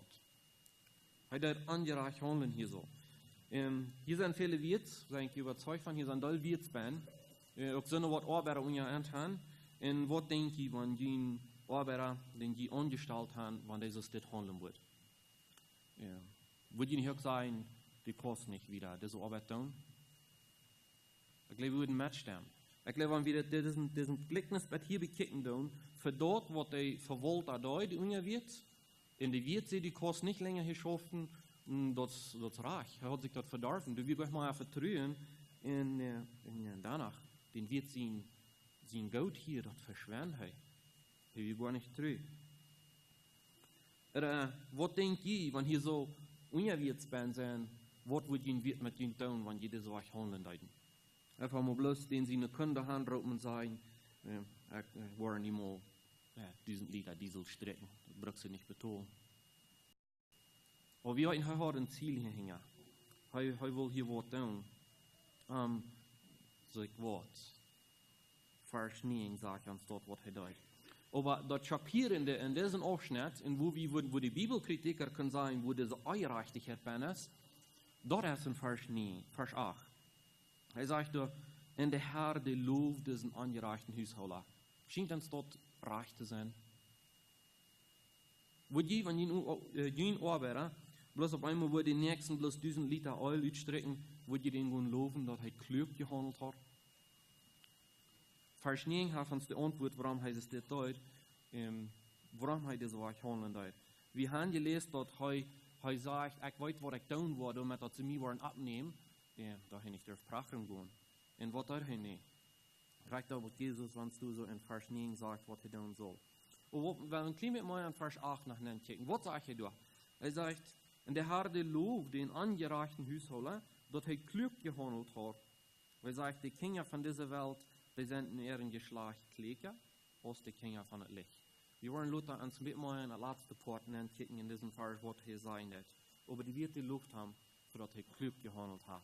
Er hat nicht weise gehandelt, aber klug ja. Klug gehandelt hat er, aber nicht weise. So dort wir die Worte von diesen angereichten Ungewirt. Und dort wir auch woran er seine Arbeit verlieren wird. Und wenn er sagt, dass er kann nicht mal schwere Arbeit tun, dann habe ich so ein Bild, dass er nicht ein junger Jung, dass er ein bisschen eine ältere Person, dass er kann, das wirklich schaffen kann, irgendwo kann ich nicht mehr. Und das wird er sagen. So, das ist der erste Part, die Antrüger verwalter. Aber was will des Tags uns lehren? Was können wir hier so lernen? Wir sagen, dass heute schwierige Folgen, Folgen, warum das mit sich bringt, dass heute andere wir. Aber das Gleichnis, das hat eine sehr deutliche Vergänger. Wie uns das Gänger erkennen, dann hat das eine sehr große Liebe für uns in uns Leben unterwandeln. Und das ist uns zweite Part, wo wir dort wollen bekicken, das ist, dass wir wollen dort die gebotene Verwaltung eines Jüngers weil wir kicken. Was ist uns geboten zu handeln? In Vers 9, in diesem Vers, glaube ich, was meine Menschen so jung haben als mir, die ich lange nicht habe verstehen können, in aber eine sehr, sehr wertvolle Bernhaft vergingen. Vers 9 sagt, und ich sage euch, macht euch Freunde mit den ungerechten Mammon, damit, wenn ihr einen Mangel leidet, sie euch in die ewigen Hütten aufnehmen. Ich weiß nicht, wer von Ihnen den Vers verstanden hat, wo ich immer nicht durchkomme, dass mir das nicht stimmt, aber ich verstehe den nicht recht. Das ist, dass wir uns mit Geld selber nicht Freund sein. Nicht? Wir sollen nicht an das Geld hängen. Wir sollen nicht an die Güter hängen, was der Herr uns anvertraut hat. Du sollst wir nicht anhängen. Und ich verstehe diesen Vers, wenn wir so mehr kein Freund damit. Und aber was der Vers sagt, dass wir den Reich verstehen können, dann werden wir den klein bisschen versaten. Und dann werden wir diese Weise sein, mehr kein Freund mit den angereichten Mammon. So, ihr habt eine andere Erklärung zu so? Das versteht sich anders. Wenn wir sagen, mehr kein Freund mit den angereichten Mammon, also das sagt, dass wir sollen uns mit den angereichten Mammon Freund merken, dass ich den einmal verstehe, wo ich dann Schwierigkeiten habe, mit denen zu verstehen. Aber was meint das hier? Wenn wir diesen Vers einmal bekicken, dann werden wir hier so Wort wird einmal kicken, was meint er? Was meint Freund in diesem Vers? Und wo sollen wir uns Freund merken mit dem Geld, mit den Gütern, die der Herr uns anvertraut hat? Hier so kommen wir bei dort, hier sind nicht wieder in diesem Vers. Freunde, dort sind hier Jünger gemeint. Die Freunde hier, dort sind Jünger, dort sind auch so noch, die gläubig waren und an Christus und der gerat waren. In der ungerechten Mammon wollen wir das Geld, all die Güter, die der Herr uns anvertraut hat, all das kommt tun. Aber was meint das dann, das sagt das ewige Hütten? Und er sagt dann, okay, wir sollen uns nicht mit dem Geld, mit den Gütern, die wir haben, das sollen wir so berücken, dass wir uns Freund merken damit. Das meint, dass wir mit den Gütern, mit dem Geld so handeln, das so investieren, dass wir mehr Gänge gewinnen damit, für dass wir Freund merken. Und sagt das, dass wenn wir in Mangel kommen, dass wir uns in ewigen Hütten abnehmen. So, ja, ein angereichter Verwalter, die will sich nu Freund merken, dass wenn ich nicht wohl Arbeit haben, dann würden die nu sagen, okay, ja, das ist weit, wie den fehlt was, und ich will mir die natürlich nicht oft sagen, die mir da so eine große Schuld strecken, na, ja, was ich den halten, und was ich den eten geben, was ich den Kleider geben, alles, was denen fehlt. Aber dort wir in Hütten, so, hij will nicht abgenommen werden für das Leben, solange es leben wird. Hier sagt es nur über ewige Hütten. Was sind die ewige Hütten? Du kannst dir kein was wir gewinnen können auf dieser Welt, der kann ja uns in ewige Hütte abnehmen, nicht? Wen? Diese Welt ist vergänglich. Alle Häuser, was wir haben, die sind vergänglich, so dann kann es einmal nicht dort meinen. William MacDonald, seine Gedanken, wie diese war. Er sagt, dort dein Geld, deine Güter, dort so investieren, und der Beste steht zum Investieren, dort ist immer du, wo das Gänge geben wird, wo du mehr zum Glauben kommen dann. Bibelschule, Mission, wo immer du angeht, wo Menschen zum Glauben kommen, dort ist der Beste steht zum Investieren, und dort, was Jesus hier meint, dort du so investieren, dass die mehr Gänge gewinnen dann, mehr Freunde, hier ist das Wort Freund werden in dieser Übersetzung, aber dass die mehr Gänge gewinnen. In seinen Gedanken wie damit, dass er sagt, damit, wenn die Mangel liegen. Mangel liegen meint er mit, wenn wir in das Leben, wenn uns Körper aufnimmt, und dort bei durchkommt, dort wir in Ewigkeit übergehen, dann, dort soll er uns wollen im Himmel abnehmen. Seine Gedanken wie das, er sagt, du hast eine große Chance im Himmel, die wird gläubig geworden sein, indem dort wir das Geld und Güter so angewandt haben, dass sie zum Glauben kommen, dass du eine Möglichkeit irgendwie, was irgendwo geboten wird, wo sie gläubig werden, Die wollen im Himmel sein und die wollen uns so abnehmen. Da wir sind Gedanken in wenn es jetzt sagt, ewige Hütten. Eine ewige Hütte, weil weit das bloß der Himmel ist ewig. Das ist nicht ewig hier, keine Hütte nicht. Da sagt, dass du was abnehmen. So, da wir sind Gedanken, du so. Aber wir verstehen nicht, was Jesus hier sagt. Braucht dein Geld, braucht deine Güter so, dass die mehr Gänge gewähnt worden. Und das ist der ganz beste Stelle, wo wir investieren können, wo es Gänge geben wird. Meint ihr dann nicht, wie können wir uns in Form gerade merken? Meint ihr dann nicht, dass ich kann auch mal schaffen, dass wir nicht haben, muss ich alles weggeben, wenn dort der beste Stelle ist? No, die Bibel sagt dort, in Matthäus 20 sagt, dass wir sollen uns Schätze sammeln im Himmel, wo kein Rast, keine Matten bekommen. Das ist ein Part von dort, wenn wir uns so einen Schatz sammeln tun, indem dort wir dort, was der Herr uns anvertraut, dort wir dort treu mit handeln tun, dort wir nicht seine Güter verschwenden. Weil wenn wir als Verwalter für dort haben Geld, für dort Geld, was der Herr uns anvertraut, wenn wir dort bloß verschwenden, wir sind auch schuldig, wir wollen auch Rechenschaft geben. Gott wird uns auch abfordern und sagen, wo hast du dein Geld verschwendet? Und wenn wir das Geld auch verschwenden, dann kriegt es das euer rechte Haushalte, da wird auch schlimme Folgen mit sich haben. So, dort wir schaffen sollen, das soll wir. Epheser 4,28 sagt, schaff, du mit dort die Hand, auch zum den geben, der dort bedürftig ist. So von dem Wort noch ein Vers sagt, dass wer nicht schaffen will, soll nicht eten. So wie sollen schaffen. Und das ist so ganz reich. Das ist gleich auch reich, wenn die den Form gerade dran merkst. Das ist gleich auch reich, wenn die den geschaffen haben, wie das. Solange wir für Gott frei sind, dort wir reich verwalten dann. Dort, wo uns geboten ist, von uns Eten zu schaffen, dort wir dort tun, aber dort wir wollen investieren, um mehr Dinge zu merken. Und dort ist die Hauptsache von, wo Jesus auf dieser Welt will. Er will gar nicht das Geld, er will gar nicht die Güter, was hier sind. Das ist sowieso alles sind. Was er will, das ist den verlorenen Sünder. Dass die wird frei werden, dass die wird erlöst werden. Und deswegen, wenn wir dort so anwenden, dass mehr Gänge geben wird. Wenn wir das investieren, wenn wir das wichtig nicht vergeten. Schaffen von uns Eten und noch kicken, dass das Wursten wird, das ist unsere Verantwortung. Weil wenn es geschafft wird, dann verdient es mehr. Und wenn es mehr verdient, dann haben wir mehr zum Investieren. So wird es mehr Gänge ja. Das ist reich, aber wenn wir das Wichtigste nicht gegeben, dass wir auch da investieren, und wo es mehr Gänge geben wird.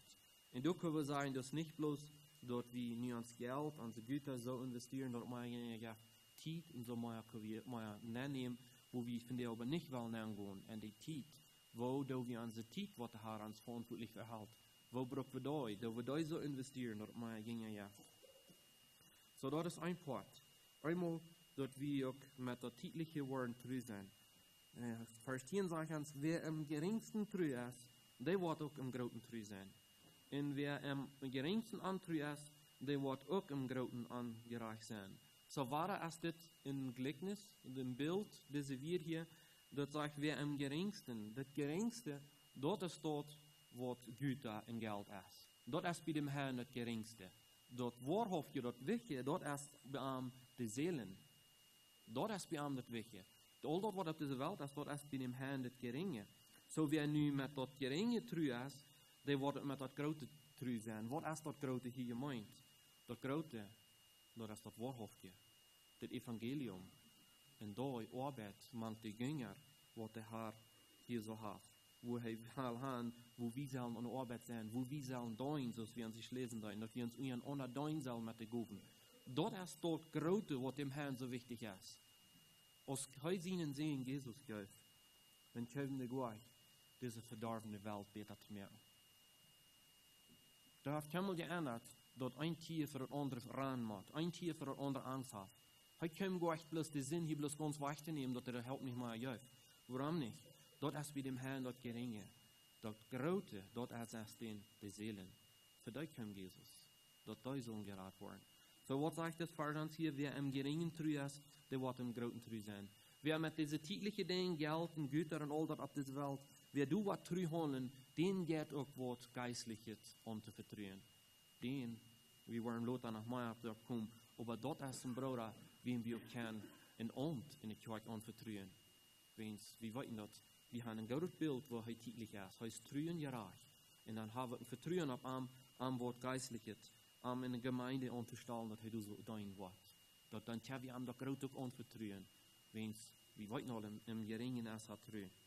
Und dann sage ich, wer im Geringen antreu ist, der ist auch im Großen antreu. Hij je vertrouwen, jemand, der je weet, wenn je Bruder haben, und je sein, wo antreu, der mit sein Wert, seine Güter wird, dass der verschwenden, dass wer würde je den wel, als die kann haben? Würde je so einen angereichten Mann aus dort, wel als Jugendlehrer durch haben, oder Schulkommissar, dem je einen Titel noch gar nicht treuen kann, würde je den im Geistlichen noch was treuen? Ich glaube, wir würden nicht. Ich glaube, das ist uns sehr verständlich, dass, wenn wir das all besieht in der täglichen sagen, dass er antreu ist, dass wir nicht vertrauen haben, am nach was Geistliches anzuvertrauen. Und das wird das Wichtige sein. Also Vers 10 sagt uns, wer in dem geringsten treu ist, der wird auch in der großen treu sein. Dort, was dem Herrn wichtig ist, du wird er auch treu sein.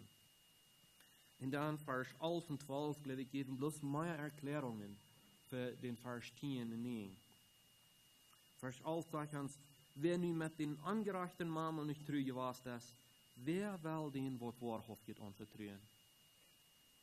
Wer nu bloß im Titel den Arach ist, bloß das, wo er Arach zu Geld kommt, in Unia wird, wo bloß Arach ist, ein Arbeiter, wo bloß Frau seinen wird utnutzen, nicht treu ist. Sondern, sagt, wer will den nach Wort wahrhaftig anvertrauen? Was meint das wahrhaftig hier? Und das, wo meine Gedanken soll ja stehen bleiben, als ich das studieren darf. Was ist wahrhaftig? So das steht.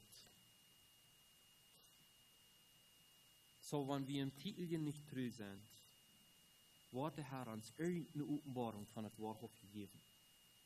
Können wir erwarten, dass wenn wir im Titel mit das Geld nicht recht umgehen, dann, dass der Herr uns was große Offenbarungen geben, sein Wort zu verstehen? Wird der Herr uns wird die Gemeinde uns irgendwo im Platz hatten, wo wir mit das wahrhaftige Wort Gottes umgehen sollen, wenn wir im Titel nicht treu sind?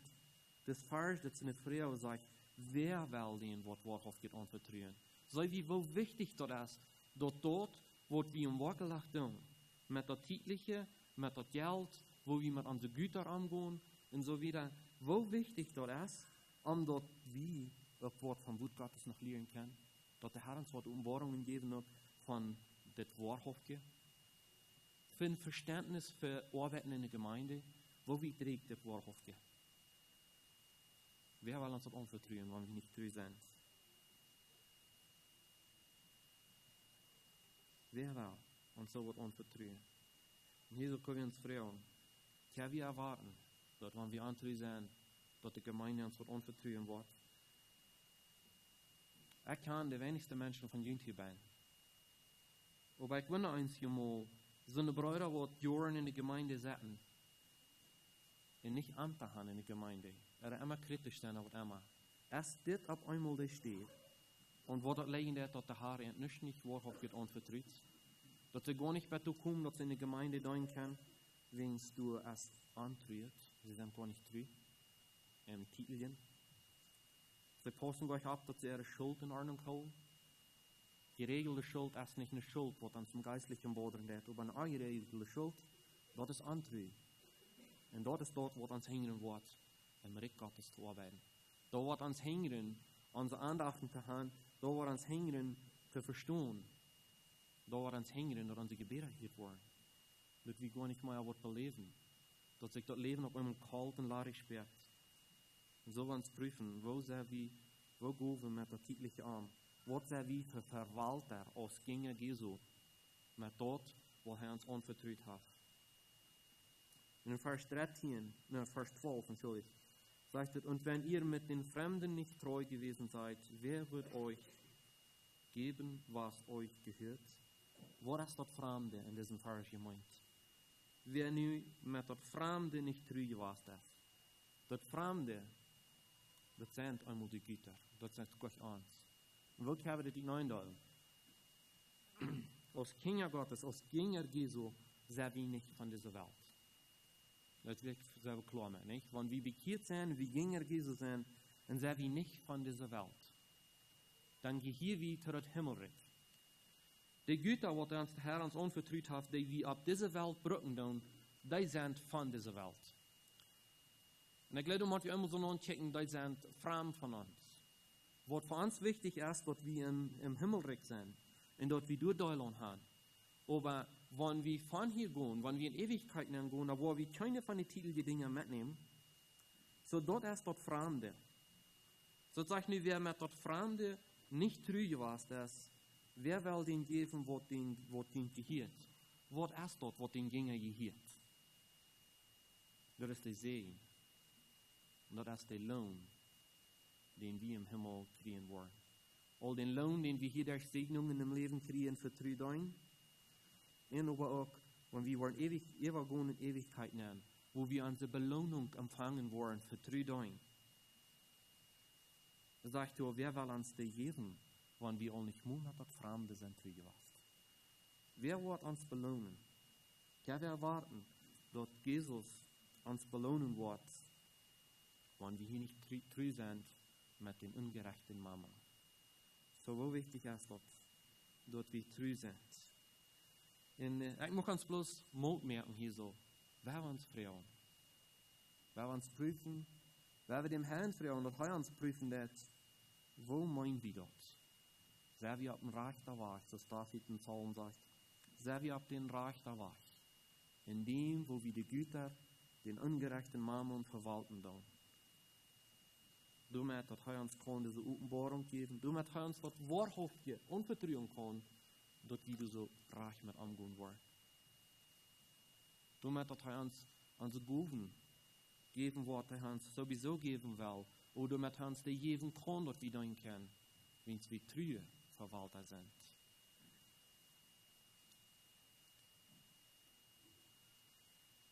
In Lukas 19, werden wir noch Wortvers lesen. Lukas 19, Vers 11. Dort ist ein anderes Gleichnis, aber ich glaube, was mit dieser treue Verwaltung tut jetzt. Lukas Kapitel 19, Vers 11 und wieder.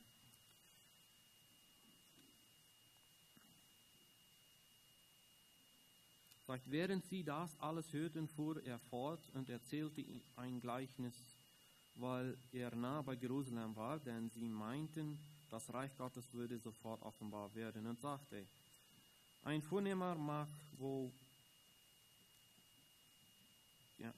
doch reich. Ein vornehmer Mann zog in ein fernes Land und um dort die Königswürdig in Empfangschaft zu nehmen und dann wieder zurückzukommen. Er berief 10 seiner Diener und gab ihnen 10 Pfünde und sagte zu ihnen, handelt damit, bis ich wiederkomme. Seine Bürger aber hassten ihn und schickten seine Gesandtschaft hinter ihm her und ließen ihn sagen, wir wollen diese nicht als König über uns. Und es geschah, als er zurück nach dem Königswürde empfangen hatte, da ließ er die Diener rufen, denen er das Geld gegeben hatte, um zu erfordern, was jener verhandelt habe. Da trat der Erste heran und sagte, Herr, dein Pfund hat 10 Pfunden erworben. Und er sagte zu ihm, gut gemacht, du guter Diener, weil du im geringsten treu gewesen bist, sollst du Macht haben über 10 Städten haben. Der Zweite kam auch und sagte, Herr, dein Pfund hat 5 Pfünde ertragen. Zudem sagte er auch, und du sollst über 5 Städte gesetzt sein. Und ein anderer kam und sagte, Herr, sieh da, hier ist dein Pfund, das ich im Schweißtuch aufbewahrt habe, denn ich fürchtete mich vor dir, weil du ein harter Mann bist. Du nimmst, was du nicht eingesetzt hast, und erntest, was du nicht gesät hast. Und er sagte zu ihm, aus deinem Munde richte ich dich, du böser Diener.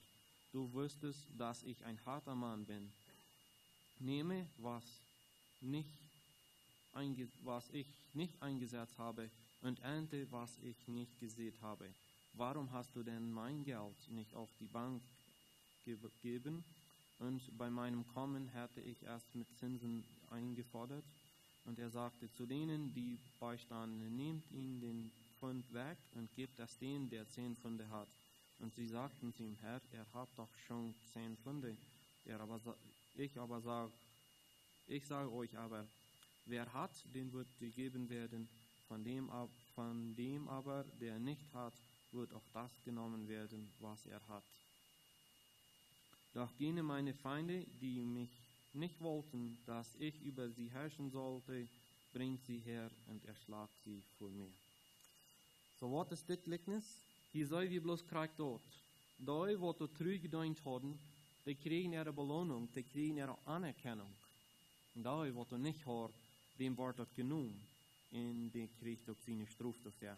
So zijn we bloos nog een gelijkenis, wo Jesus dit brocken deed, om ons de wichtigheid van dem Trüdein te wiesen, en dat du wat eine Belohnung ab sein. Lesen wir hier so noch einmal was falsch aus dem Text von Lukas 18, Vers 9 wieder. Vers 12, wo wir lesen. Und ich sage euch, macht euch Freunde mit den ungerechten Mammon, damit, wenn ihr nun Mangel leidet, so euch in ewigen Hütten aufnehmen. Sie euch in ewigen Hütten aufnehmen. Wer im geringsten treu ist, der wird auch im Großen treu sein. Und wer im geringsten ungerecht ist, der ist auch im Großen ungerecht. Wenn ihr nun mit den ungerechten Mammon nicht treu gewesen seid, wer will euch das Wahrhaftige anvertrauen? Und wenn ihr mit dem Fremden nicht treu gewesen seid, wer wird euch geben, was euch gehört? Ich würde vielleicht noch abstimmen zum Beten, wo wir passen ist. Liebe Jesus, wir kommen das Morgen zu stehen, zu dir danken dir für dein Wort, was du uns hängen hast. Herr, wir haben uns betrachtet, wo wichtig das ist, dass wir mit der Fremde, mit der Güter von dieser Welt, wo wir damit umgehen und dass wir damit treu sind, damit dass du uns das Wahrhaftige anvertrauen kannst. Herr, damit dass du uns das Wahrhaftige offenbaren kannst, dort, wo dein Willen ist, für uns als Gänger. Herr, magst du gnädig sein und schenken, dass wir uns recht prüfen und kicken, wo wir mit den ungerechten Mammon umgehen. Herr, schenke nur, dass wir nicht irgendwo gebunden sind und fast sind an denen, sondern dass wir frei sind und dass wir denen als Frauen holen und aber als eine Verantwortung, was du uns gegeben hast, unsere Treu mit dem Amt zu gehen. Herr, was schenkt uns das Wahrhaftige, Herr, dass wir erkennen, was dein Willen ist und dass wir ein Verständnis haben für dein Wort, damit dass wir hier treu sein, Herr. Herr, und wir kicken raus, was Abraham da nur die Belohnung, weil du kommen wird für den Dienst, den wir hier tun. Herr, magst du dort Not schenken. Herr, magst du diese Gemeinde hier segnen und zum Segen sagen, in Jesu Namen. Amen.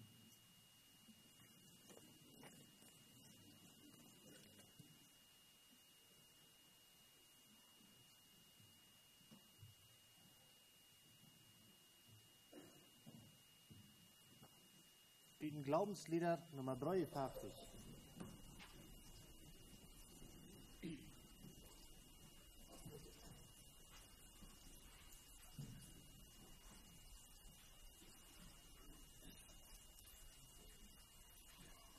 Nummer 53.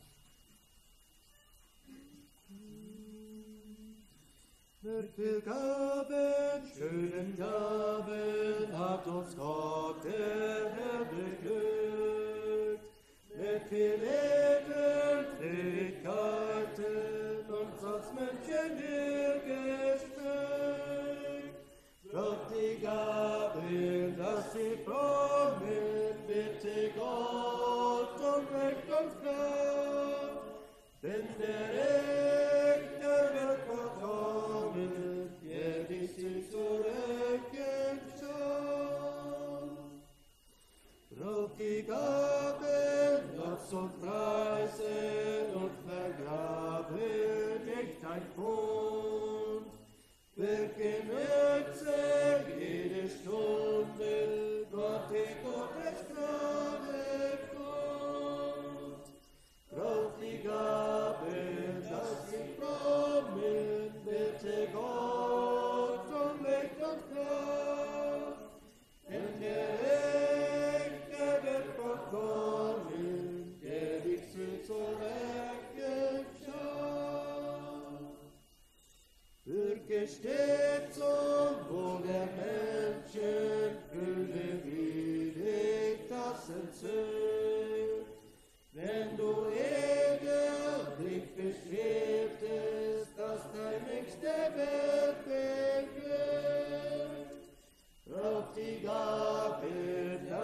frommen, bitte Gott um Licht und Kraft, denn der Richter wird bald kommen, der dich zieht zur Rechenschaft.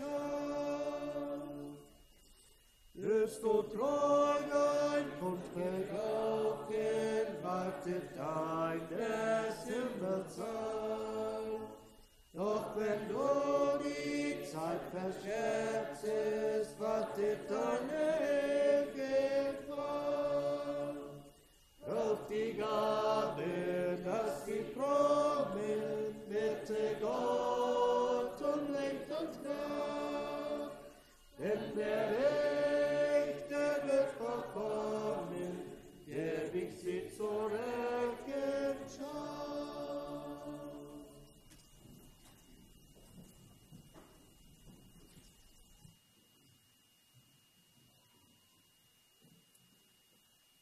Ja, wir haben gut gehört, war verwoltsam und treu im Kleinen. Und du, wir Pferden glauben, das ist nicht so wichtig, dort das kalt, wo der Test ist. Wo wir glauben, das ist das Beste, das muss gering, das ist clean. Die Kleinigkeiten, die Tallendose, dort wo der Herr Gott will anvertrauen. Und wir wollen Erfahrungen machen mit dem Herrn, wenn wir wollen wirklich dort erfahren, dort leben, was der Herr hat, dann muss die Treue im Kleinen sein. So, danke schön für das Wort und ich freue mich wieder, uns mit dem Segen zu loben.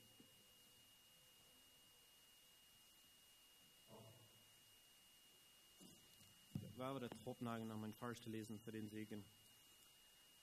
Die Gnade des Herrn Jesus Christus und die Liebe Gottes und die Gemeinschaft des Heiligen Geistes sei mit euch allen. Amen. Wir haben im Frieden Gottes schön. Habt einen gesegneten Tag.